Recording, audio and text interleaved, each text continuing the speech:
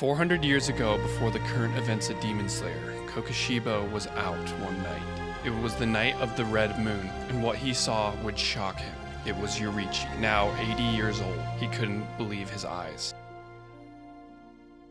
When twins Yurichi and Kokoshibo were born, their father was going to kill one of them, because twins would cause succession disputes, and he chose to kill Yurichi. Yurichi was born with a disgusting mark on his face, and he chose to have Kokoshibo as his successor. But their mother became so angry and refused the idea that they decided not to kill him, and decided to send him to the temple once he reached 10 years old.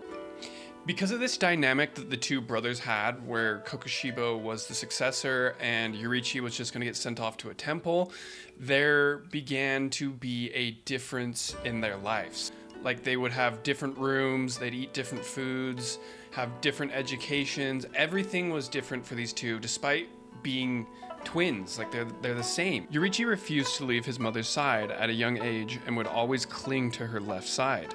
This made Kokoshibo feel bad for him, thinking that he was holding his mother for comfort. But despite being raised differently, the brothers would still play together, although it would be in secret. He would even give Yurichi his belongings, but when his father would notice, he'd take them back. So one day, Kokoshibo carved a flute and gave it to Yurichi. Yurichi absolutely loved this little flute that Koko had given to him. Probably his most prized possession. The brothers were also different in their demeanor. Ever since Yurichi was a baby, he didn't smile or speak a word, and the family thought that he might be deaf. Until one day, Koko was practicing his sword swings while Yurichi watched, until finally speaking and asked him, "My brother, is it your dream to become the strongest samurai in the nation?" Kokoshibo was shocked when he heard Yurichi speak. This was the first time he had ever heard his brother speak, and he dropped his sword in amazement. It was at this point that Yurichi told Kokoshibo with a smile on his face that he too also wanted to become a samurai, despite the fact that once he turned 10, he would have to go off to a temple and his dreams of becoming a samurai would never come to fruition. And for some reason, Kokoshibo was disgusted at the sight of his little brother smiling. Like, he was literally like, "What the fuck? Why is this dude smiling?" Kokoshibo could never see Yurichi becoming a samurai. He thought that his little brother was weak and was someone who would always cling to his mother's side for comfort. So in no way could he see Yurichi even hold a sword, let alone become a samurai. Soon, their father's vassal began to teach Kokoshibo the way of the sword, and Yurichi would tag along and watch, until one day he wished to join in, and he also wanted to learn the sword. So their father's vassal decided to teach him just for fun. He's like, "Sure, I'll teach you a thing or two." And so he gave Yurichi some basic swordsmanship advice, like stance, hand placement, before taking his stance and telling Yurichi to strike him. Yurichi took his stance, and in a blink of an eye, he blitzed the instructor, hitting him in a consecutive strikes in quick succession before completely dropping the instructor. Kokoshibo stood dumbfounded. No matter how hard he tried, Kokoshibo, with much more experience, had never been able to land one hit. But Yurichi, a 7-year-old with his first time holding a sword, landed 4 consecutive hits on the instructor, leaving giant welts. Shortly after this, though, Yurichi gave up the sword, saying that the feeling of hitting another person was unbearable. Kokoshibo began to question Yurichi about how he was able to do this. Yurichi explained that before your opponent attacks, his lungs heave, and that you need to focus on the disposition of bones, contractions of muscles, and the flow of blood. Kokoshibo realized that Yurichi could see into things and had physical abilities that complemented them. Until this point, Kokoshibo had always seen Yurichi as an inferior, but now he could see that Yurichi was far superior. But Yurichi didn't want to talk about swordsmanship and instead wanted to play games with Kokoshibo. But Kokoshibo was obsessed with swordsmanship and began to train as hard as he could. But compared to Yurichi, Kokoshibo was like a tortoise. Kokoshibo thought about how wonderful it would be to hope for something and be blessed with the talent to achieve it. This was the beginning of the resentment that would only grow over time against Yurichi. Their father's vassal had told him about Yurichi's swordsmanship abilities, and soon their situations started to switch, and Yurichi was now the one receiving special treatment over Koko, and his dream of being a samurai would be over. But one night, Kokoshibo was awoken by Yurichi with news that their mother had passed away, and he was off to the temple that night. Koko questioned him about what had happened, but Yurichi didn't know much, telling him to ask the servants. Yurichi wanted to say goodbye and thanked him for the flute. He treasures this flute and thinks of it as if the flute was Kokoshibo,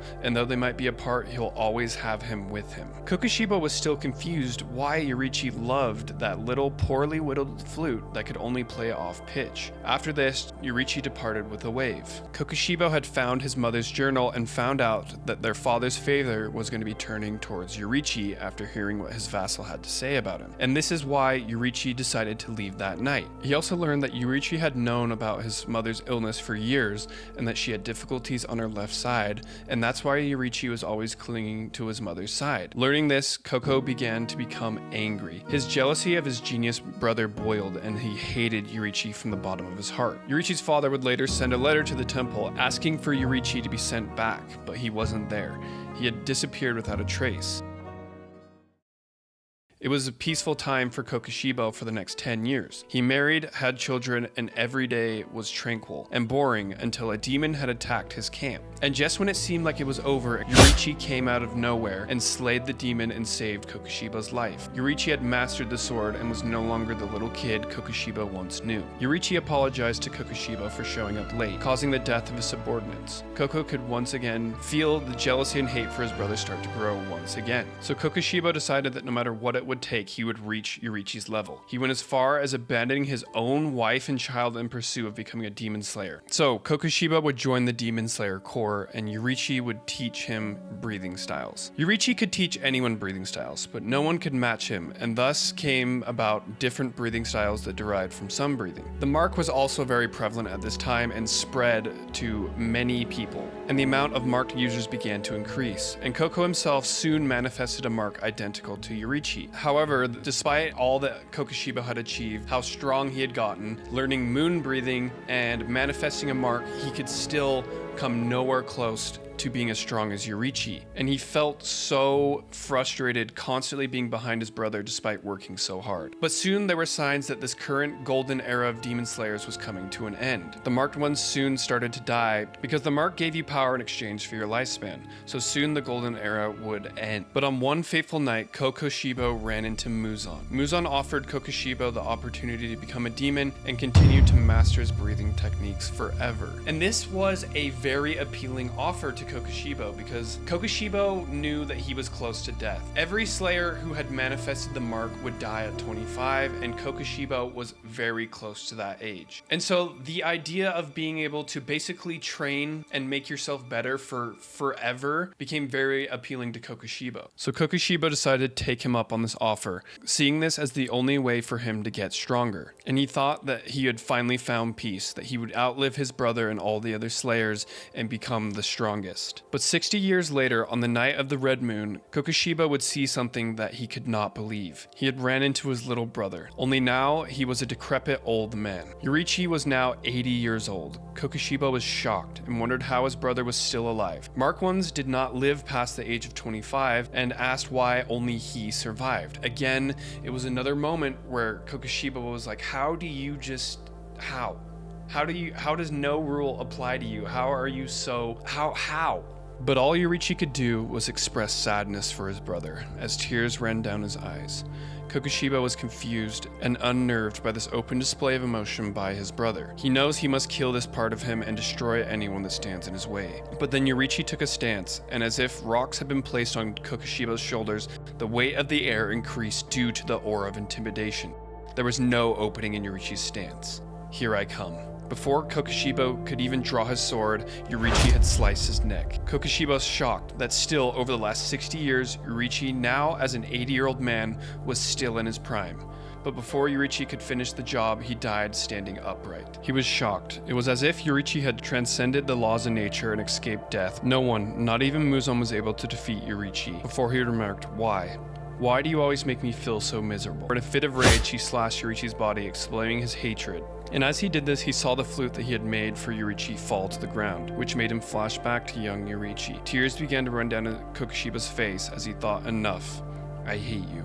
And it was after this point that Kokoshibo would spend the next 400 years trying to gain as much power as he could and always striving to be the strongest. And it wasn't until the final arc that he would finally get some closure. But for now, that is Kokoshibo's backstory. I hope you guys have enjoyed the video. I love Kokoshibo's backstory, and yeah, hope you guys liked the video, and peace.